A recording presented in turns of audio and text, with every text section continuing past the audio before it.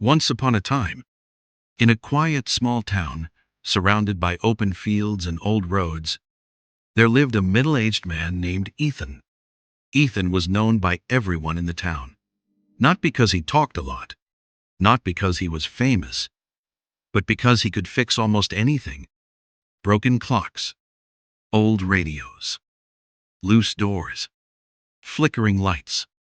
If something stopped working, people brought it to Ethan, and somehow, he always made it work again. Ethan ran a small repair shop at the corner of the street. The sign above the door was faded. The paint on the walls was chipped. But inside, everything had its place. Tools were clean. Shelves were organized. Nothing was rushed. Ethan liked fixing things. When he repaired something, he felt calm, focused, useful. But when the shop closed and the town became quiet, Ethan felt different. At home, silence followed him. Not a peaceful silence, a heavy one.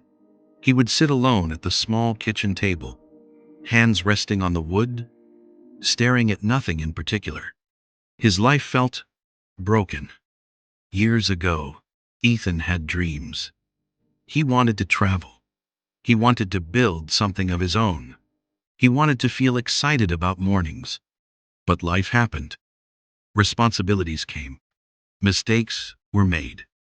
Time passed quietly. Now, Ethan fixed everyone else's problems, but avoided his own. One evening, an old woman named Mrs. Carter came into his shop. She carried a small music box.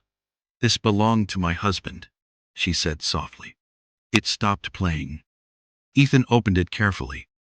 He cleaned the dust, tightened a tiny screw, oiled the gears. Soon, the music played again. Mrs. Carter smiled. Tears filled her eyes.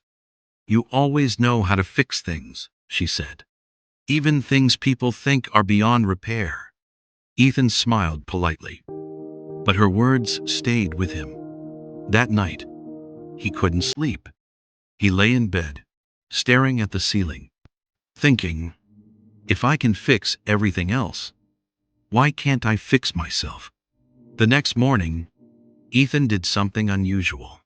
He locked his shop early. He walked out of town, toward a small hill where an old carpenter once lived. People said the man didn't just fix wood. He understood people. When Ethan reached the small cabin, the old man was sitting outside, carving a piece of wood. Ethan spoke quietly. "I fix broken things every day, but my life feels empty. I don't know what's wrong with me." The old man looked up.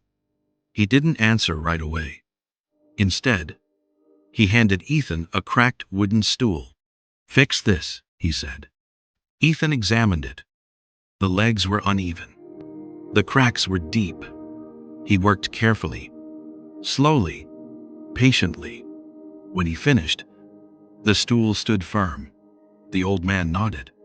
"Tell me," he asked, "what was the first thing you did?" Ethan thought. "I stopped using it." I looked at it closely. The old man smiled.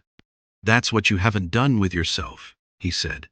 "You keep working, helping, fixing others, but you never stop and look at what hurts inside you."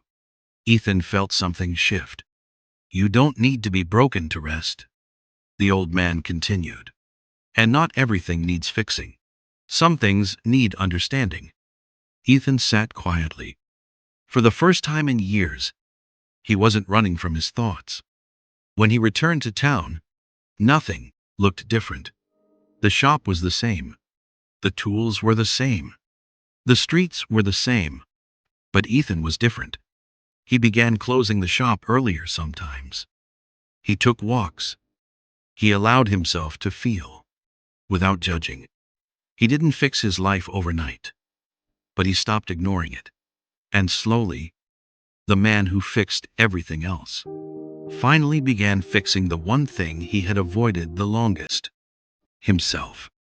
Because healing doesn't start with tools. It starts with attention.